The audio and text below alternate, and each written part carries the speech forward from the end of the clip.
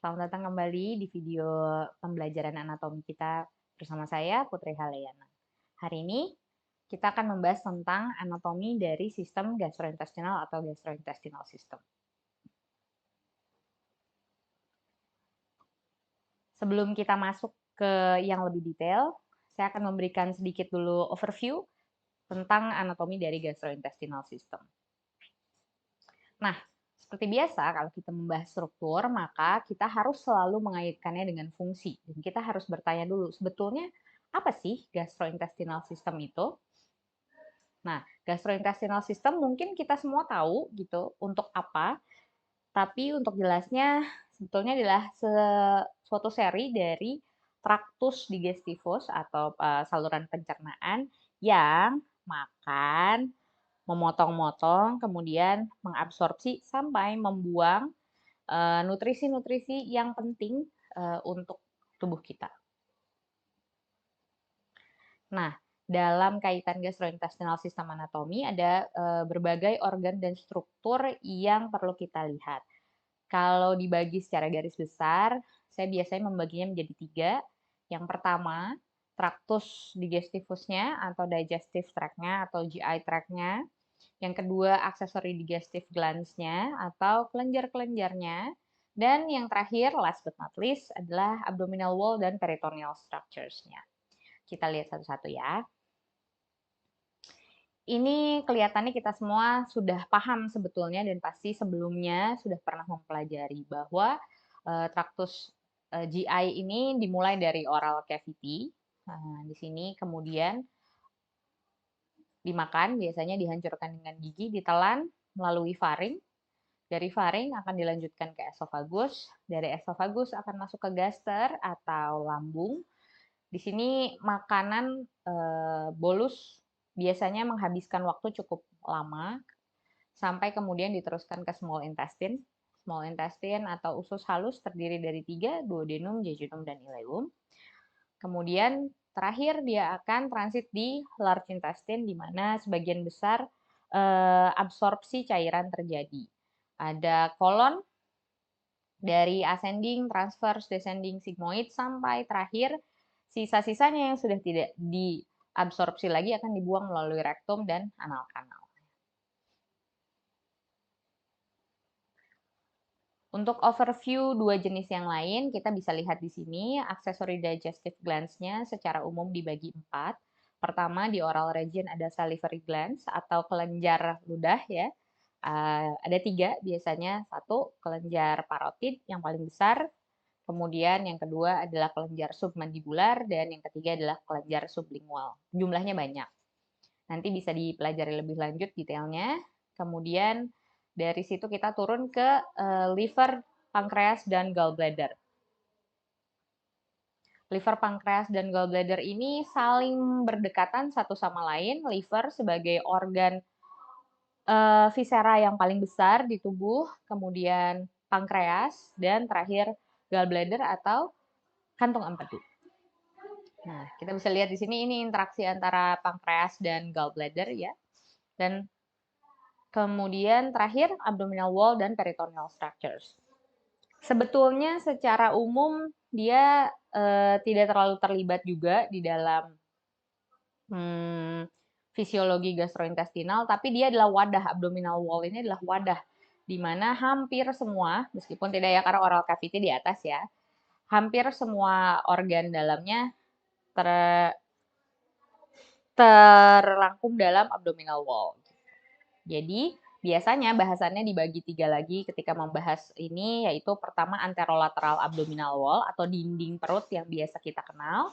Kemudian ada regio inguinalis, ini adalah regio yang cukup kompleks karena strukturnya kecil-kecil dan saling tumpang tindih satu sama lain. Dan last but not least tentu saja adalah peritoneum. Seperti semua organ viscera, paru-paru punya pleura, kardiak atau jantung punya perikardium, maka organ viscera gastrointestinal punya peritoneum. Itu tadi adalah overview organnya secara umum. Saya yakin semua juga sudah pernah ya mempelajarinya di SMA juga sebagian besar sudah pernah dipelajari. Tapi kemudian saya harus mengingatkan kembali dalam belajar anatomi ada anatomical point of view. Jadi biasanya belajarnya gimana? Pertama, kita pelajari dulu struktur dan topografinya. Kalau sudah paham struktur dan topografinya, baru kita masuk ke vaskularisasi. Nah, terakhir, tidak kalah pentingnya adalah inervasi. Struktur dan topografi ini belajar apa? Apa sih yang dibaca ketika membaca struktur dan topografi? Pertama, dilihat dulu kompartemennya, lokasinya di mana. Kalau kita bahas oral cavity, tentu saja dia ada di head, di kepala. Kalau kita bahas esophagus, esophagus memanjang dari leher ke toraks sampai ke sebagian kecil dari abdomen. Jadi harus tahu dulu lokasinya ada di mana, topografinya ada di mana si organ-organ ini. Kemudian, karena organ pencernaan ini padat, seperti kita lihat di gambar di sini, kita harus paham dia berbatasan dengan siapa aja. Siapa saja sih tetangganya? Di anteriornya stomach itu apa? Di posteriornya apa? Di kiri kanannya ada apa? Itu harus dipahami. Ini contohnya saya sengaja bikin di atas stomach bed misalnya. Stomach bed adalah organ-organ yang seolah-olah jadi alas ya, jadi kasurnya gaster ketika kita dalam posisi supinasi. Kalau dalam posisi tegak, posisi anatomis tidak ada. Hanya ada dalam saat posisi supinasi aja stomach bed ini. Berarti organ-organ yang ada di posterior dari stomach atau dari gaster. Nah, barusan saya bahas tentang ada stomach bed di supinasi, tapi kalau tegak tidak ada. Nah, itu yang namanya relative positional changes. Seperti pada stomach bed tadi, perbedaan ada posisi supine dan posisi tegak atau posisi anatomis, organ-organ lain juga mengalami relative positional changes. Artinya, posisinya bisa berubah sesuai dengan macam-macam. Contoh, gaster, balik lagi ke gaster, ke lambung. Pada saat dia kosong, posisinya mungkin ada di dekat epigastrik. Tapi kemudian ketika terisi penuh, dia bisa turun. Batasnya akan turun sampai ke sekitar umbilikus misalnya, dan itu setiap orang bisa berbeda. Bentuknya juga bisa berbeda. Kemudian yang harus diperhatikan lagi adalah dengan organ-organ sekitar tadi, kan tadi kiri kanannya siapa ya, dia dihubungkan dengan apa? Biasanya ada ligamennya, ada tali penghubungnya satu sama lain. Apa yang menghubungkan satu organ dengan organ lain. Dan tidak kalah penting adalah hubungan dia atau relasinya dengan peritoneum tadi. Karena peritoneum itu organ yang besar.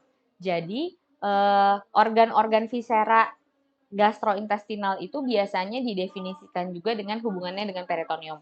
Contoh, ada subperitoneal, artinya cuma bagian superiornya saja yang dilapisi oleh peritoneum, yang bagian bawahnya tidak. Atau retroperitoneal, maksudnya berarti organ tersebut hanya dilapisi peritoneum di anteriornya saja. Jadi dia seolah-olah berada di belakang dari peritoneal, retroperitoneal. Artinya berarti organ tersebut hanya dilapisi bagian anteriornya saja. Hal-hal tersebut yang perlu diperhatikan saat membaca dan belajar tentang struktur dan topografi dari berbagai macam organ di gastrointestinal system. Banyak ya organ di gastrointestinal system itu. Dan tidak kalah banyak adalah vaskularisasi dan inervasinya tentu. Hal ini penting diketahui karena kalau bicara gastrointestinal system berarti ketika bicara absorpsi, maka si nutrisi yang sudah diolah tadi harus masuk ke dalam saluran saluran darah. Entah itu ke limf atau ke vena. Tapi jalannya kemana? Maka dari itu harus paham vaskularisasinya. Sementara inervasi tentu saja ekstensif sekali ya pengaturan gastrointestinal system ini. Dia kan organnya banyak dan besar dan harus bekerja sama-sama. Maka perlu suatu orkestrasi yang rapi melalui inervasi. Nah, untuk vaskularisasi, hal-hal utama biasa kalau vaskularisasi kan ada 3 ya. Pertama ada arteri, dan apa sih selain arterinya, arteri organ tersebut yang harus diperhatikan adalah cabang-cabang dari abdominal aorta. Cabang dari abdominal aorta untuk gastrointestinal tract terutama ada 3 sesuai dengan perkembangan embriologinya. Yang pertama ada celiac trunk yang memperdarahi organ-organ yang dulunya merupakan turunan dari foregut, perut depan, fore ya, bukan foregut lupa ya, meskipun saya juga sempat lupa tadi. foregut. Kemudian yang kedua di sini ada SMA, superior mesenteric artery. Superior mesenteric artery memperdarahi organ-organ yang turunan dari midgut atau perut tengah. Dan terakhir inferior mesenteric artery dulunya merupakan arteri yang memperdarahi hindgut atau perut belakang. Sebetulnya venanya kalau yang ke organ dia bolak-balik sama arterinya. Tapi ketika dia mulai masuk ke vena yang lebih besar, venanya berbeda. Karena vena di gastrointestinal system hampir semuanya masuk dulu ke portal vein. Dia harus masuk dulu ke liver sebelum dia kembali ke systemic vein. Maka harus dipahami bagaimana tributaries atau vena-vena ini bercabang membentuk suatu portal vein dan masuk ke liver. Yang tidak kalah penting juga adalah adanya salah satu yang paling terkenal adalah esophageal vein, tapi konsep yang harus dipahami adalah portocaval shunt atau portocava.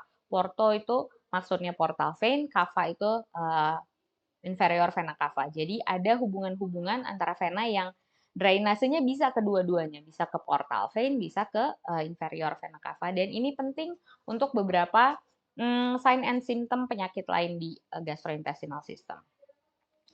Dan kalau mungkin di sistem lain kita suka melupakan limfatik, di gastrointestinal system harus dibaca karena apa? Tadi absorpsi dari nutrisi dan terutama lemak banyak melalui pembuluh limfatik. Nah, pembuluh limfatik ini tidak lupa harus dibaca juga tentang MALT, mucosa associated lymphatic tissue, ada di mana saja MALT-nya karena banyak di gastrointestinal system. Kemudian drainasenya ke para aortal lymph node atau abdominal lymph node. Ya, itu yang perlu dibaca. Untuk inervasi, karena kebanyakan dari proses gastrointestinal system adalah involuntary, maka inervasinya juga merupakan saraf simpatis dan parasimpatis. Simpatisnya nanti bisa dibaca ya, ada yang cabang dari torasik dan ada cabang dari sakral. Nanti beda segmen tract, beda saraf simpatisnya, tapi yang paling khas dari semuanya dan ini adalah satu saraf yang cukup besar adalah parasimpatetiknya, yaitu melalui nervus vagus, gitu, CN10. Jadi bisa dibayangkan nervus vagus inervasi dari berbagai struktur di kepala, leher, sampai hampir seluruh gastrointestinal tract. Oke, itu tadi anatomical point of view. Sekarang, kalau misalnya kita mau explore structure-nya di lab, kita berharap apa sih? Kalian akan melihat apa di lab? Pertama, mungkin untuk yang sudah pernah, udah biasa. Tapi untuk yang baru pertama kali, kalian akan menyadari bahwa spesimen-spesimen kita yang ada di lab tidak ada warnanya. Beda dengan atlas yang kalian punya, ada merah, biru, kuning, hijau gitu ya. Realnya di sini tidak ada, hampir semuanya abu-abu, ya shade of gray aja, beda-beda.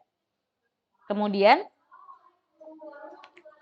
karena spesimen yang kita punya itu direndam di dalam formalin untuk mencegah pembusukan, tapi efeknya adalah dia jadi lebih rigid, dia jadi lebih kaku, kadang lebih keras daripada kalau misalnya in living person, organ yang di living person. Tapi yang harus diingat adalah teksturnya comparable, artinya gini, mungkin heparnya ini lebih keras daripada yang in living person, tapi kalau membandingkan antara tekstur hepar dengan tekstur katakanlah usus halusnya, kurang lebih perbandingannya sama. Jadi teksturnya comparable. Oke, mungkin ini satu hal yang perlu saya tambahkan secara khusus, yaitu tentang peritoneum, karena sering terlupakan. Kalau abdominal wall, saya yakin kalian bisa baca, nanti kita sambil lihat juga. Tapi peritoneal modification ini perlu ekstra, karena ini adalah satu konsep yang biasanya sekali baca itu nggak langsung paham. Ini apa sih maksudnya gitu ya. Jadi ada beberapa konsep-konsep seperti mesentery, sebenarnya apa bedanya mesentery sama peritoneum gitu. Kemudian sama modifikasi dari peritoneal yang lain adalah greater omentum dan bagaimana si berbagai lapisan yang berlekuk dan banyak ini membentuk sub-sub cavity. Jadi dari satu cavity besar membentuk jadi sub-sub kecil. Padahal kan kalau kita lihat di sini dia udah padat sekali ya, gastrointestinal system itu nih, abdomennya padat sekali, tapi ternyata masih tetap bisa terbentuk cavity-cavity atau rongga-rongga, rongga-rongga istilahnya, potensial, jadi bukan rongga betulan. Oke, gitu. Kalau gitu kita langsung lihat aja ke lab beberapa strukturnya untuk video berikutnya.